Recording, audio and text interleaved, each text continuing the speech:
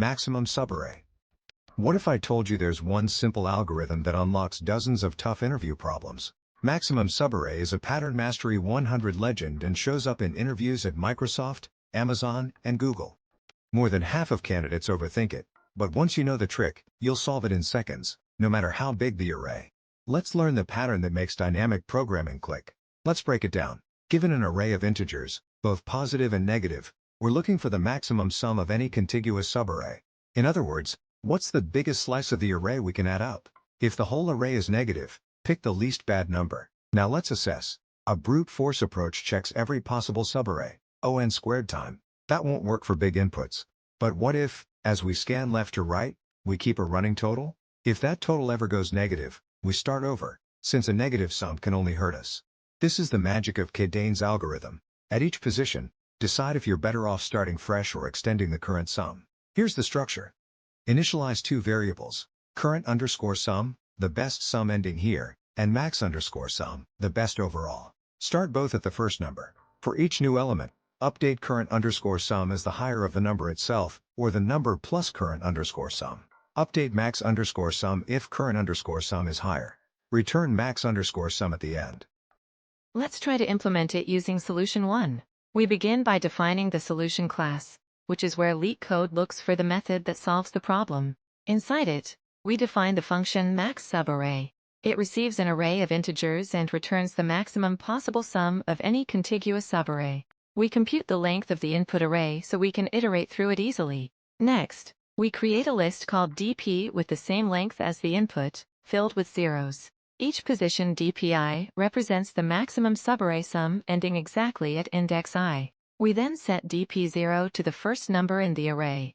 For the first element, the best subarray ending there is simply that number itself. We also set max_sum to the first element. This variable keeps track of the best global answer seen so far. We then loop through the rest of the array starting from index 1. Each step builds on the previous computation, making the overall solution run in linear time. At each index, we compute dpi by choosing between the current number alone, meaning we start a new subarray, or extending the previous best subarray by adding the current number. This decision is the core of K-Dane's algorithm.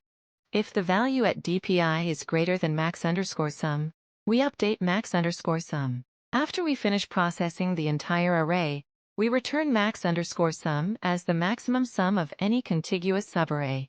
This approach initializes a dp array to store subarray sums, then iteratively decides whether to extend or restart at each step. Efficient, simple, and elegant. Now let's walk through the test case to verify the algorithm. The input array is -2, 1, -3, 4, -1, 2, 1, -5, 4. The algorithm keeps track of a running sum, resetting it whenever it becomes negative, and also keeps track of the best sum found so far. Starting with -2, the current sum becomes negative and gets reset. At 1, the current sum becomes 1. Adding -3 drops it to -2, so we reset. At 4, the current sum becomes 4, which is our new best. Adding -1 brings it to 3. Adding 2 brings it to 5. Adding 1 brings it to 6, giving us a new global maximum. Adding -5 drops it to 1. Adding 4 raises it to 5, but it doesn't surpass the maximum of 6. The best subarray found is 4, -1, 2, 1, which sums to 6. The result matches the expected output of 6, confirming the algorithm works correctly. Now let's try another implement approach using solution 2. We start by defining the solution class. This is where LeetCode looks for the method that solves the problem. This defines our function. It receives a list of integers and returns the maximum possible sum of a contiguous subarray. We initialize max ending here with the first number in the list. This represents the best subarray sum that ends at the current position. We also track max so far, which keeps the highest subarray sum we've seen anywhere in the list so far. Now we loop through the rest of the numbers. Since we scan the list once, this algorithm runs in on time, very efficient.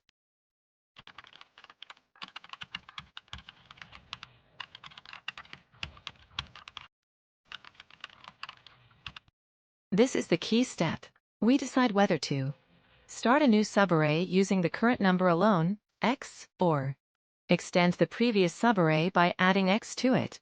Max ending here plus x. Whichever is larger becomes the new max ending here. We check whether the current subarray ending here is better than anything we've seen before. If it is, we update max so far to reflect the new global best.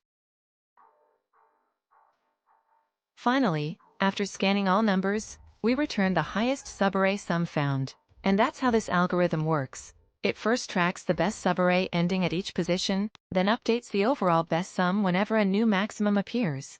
Efficient, simple, and elegant. Check. Here we're verifying another single-element test case, perfect for confirming the edge case behavior of the maximum subarray solution. Nums equals 1 with only one number in the array, that value automatically becomes the entire subarray, the maximum subarray, and the maximum sum. There's no iteration beyond the first element. The algorithm simply sets max_sum equals 1. And that's the final answer. The output 1 matches the expected one, confirming the logic handles the smallest possible input exactly as expected. Let's have a quick recap. Breakdown recap. This problem asks for the maximum possible sum of a contiguous subarray, essentially, the best slice of numbers you can take from the array. It's simple in wording but powerful in concept, because it's all about identifying where a subarray should start and stop to maximize value, even when negatives appear. Assess recap. We began by comparing strategies. The brute force approach tries every possible subarray, but that's far too slow. The insight comes from recognizing a pattern. If your running total ever drops below 0, it can only hurt future sums. That's where Kadane's algorithm shines. It teaches you to reset and rebuild intelligently as you move forward. Structure recap. The structure revolves around two trackers, one for the current running sum and one for the overall maximum. As we iterate through the numbers, we decide whether to extend the current streak or start fresh at the current element. At every step, we update the global maximum if the new running total is higher. Implement recap. Conceptually, the implementation mirrors human intuition. We process the list one element at a time, adjusting our ongoing total as we go. Each decision point asks, does this help my sum, or should I restart? That simple comparison powers the entire solution with just a few lines of logic. Check recap. When we tested the sample array, the logic worked perfectly. The algorithm built up a sequence of positives, ignored harmful negatives, and landed on a maximum sum of 7. Even if all numbers were negative, it would still pick the least damaging one, consistent and efficient every time. The key takeaway is that optimization often comes from recognizing when to let go.